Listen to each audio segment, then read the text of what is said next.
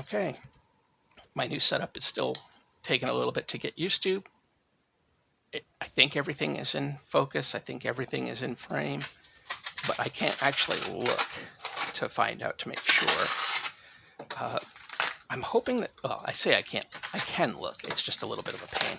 I'm hoping that this won't have too much glare from the packaging, so I'm going to try to look in a moment to see if it does. What do I have here? Well, this is a Criterion box, and I'm going to look. It looks like it only has a lot of glare if I tilt it that way. It's all an experiment. Okay, so I'll try not to tilt it that way. Criterion had one of their marvelous 50% off sales, and I had spoken, I think, to my wife just a day or two before the sale happened, saying, hey, keep an eye out for a sale because I'm looking for a specific movie. And lo and behold. So this is All About Eve. I've seen this once. I remember really enjoying it. It has George Saunders, who I just love. It also has somebody whose name I can't read, and Ann Baxter and Betty Davis, of course. But I'm a big Saunders fan. Now, this was my wife's pick from our purchase, and I'm excited to watch it again. So what else do we have in here? Next we have, and this was sort of a co-choice. We both discussed and decided to go with The Princess Bride. This was the only one we already owned and wanted to get the upgrade, one to the Criterion, but also to the Blu-ray specifically. So, Princess Bride, this is, it's funny. I don't think it appears when I put together now, I don't know, 15 plus years ago, I put together a best of, or my favorite list. And I think I got up to 30, my top 30 favorite films. And I don't remember if The Princess Bride appeared on there.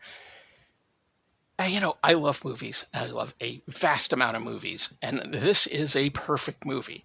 Does it appear in my top 30? I don't know. But it certainly would not be out of place if it were in my top 30. So I would have to go back and reassess anyway.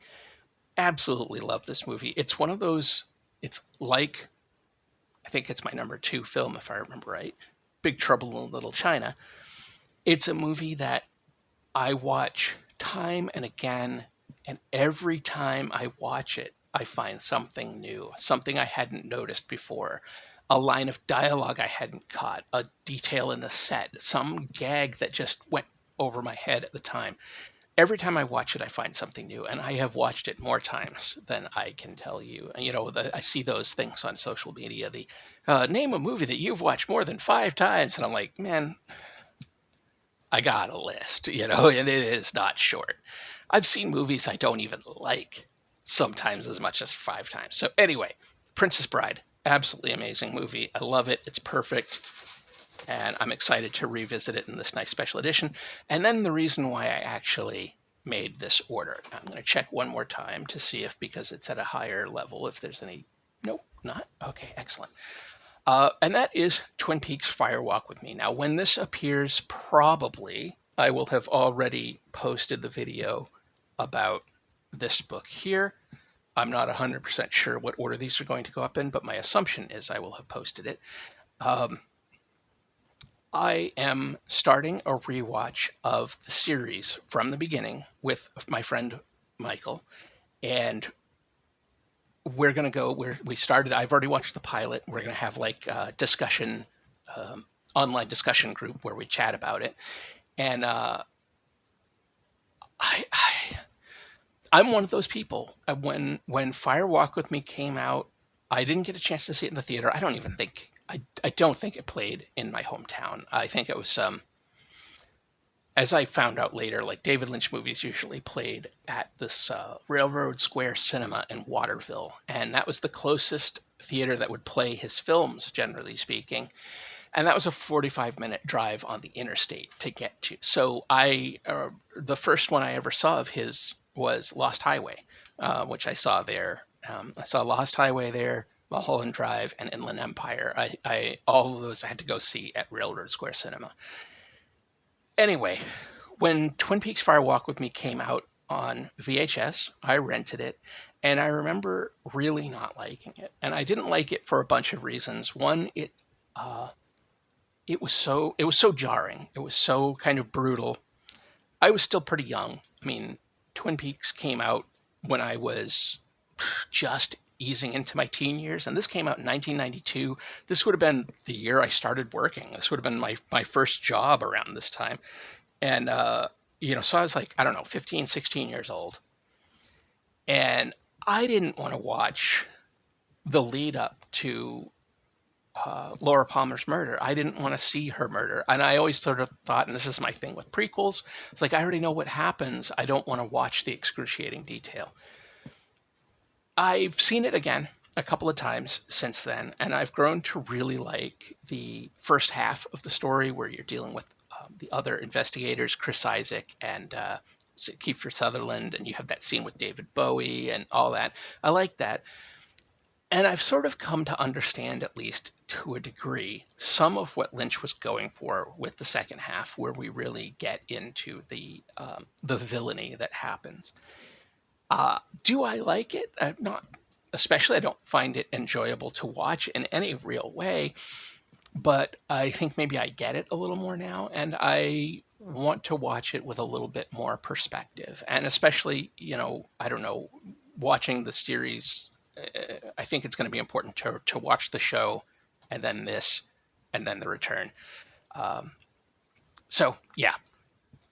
Twin Peaks, Fire Walk with Me. Were you, like me, one of those people who just was not into it when it came out? I've often said for me with Lynch, I mean, I absolutely love David Lynch's work. He makes movies that feel like he's making them for me. And I know other people feel that. So, and I know that's not how art works, but that's how it always felt. It felt like he was making movies for me. There are a couple other directors I feel like that about, where their work just it just clicks with the way my brain works and with my heart. And I always felt that with Lynch. This was one for me, a rare misstep from Lynch. I say that a misstep is a disconnect for me. And then the only other one I can think of really is Wild at Heart. And I am tempted to rewatch Wild at Heart, which was a movie I found exceptionally off-putting when I saw it. And I think I revisited it once, and I think I maybe found it less off-putting, but couldn't say that I liked it. I've since read the novel it's based on, which I actually enjoyed quite a bit. I liked a bunch of Barry Gifford's work. But I did not like the movie. And part of that, I think, is that I've never been a big Nicolas Cage fan, even though there are Cage movies where I love his performance. He's an actor that overall, like probably 95% of his work I don't care for, but that 5% I love, and Wild at Heart was not part of that 5%. Anyhow, yep, I don't really know what else to say. I'm excited to take a look at it. I'll be watching this, I don't know, it'll be a little bit because we've got 2 seasons of that show to watch through. But anyway, until next time, Criterion sale, always exciting time of year. What did you pick anything up during it? And what are your favorite Criterions? What's your favorite David Lynch? Heck, what's your favorite? I'll ask a weird one. What's your favorite George Saunders movie? Princess Bride. What are your perfect movies? What are the movies that you can watch countless times and never get tired of? Until next time, take care.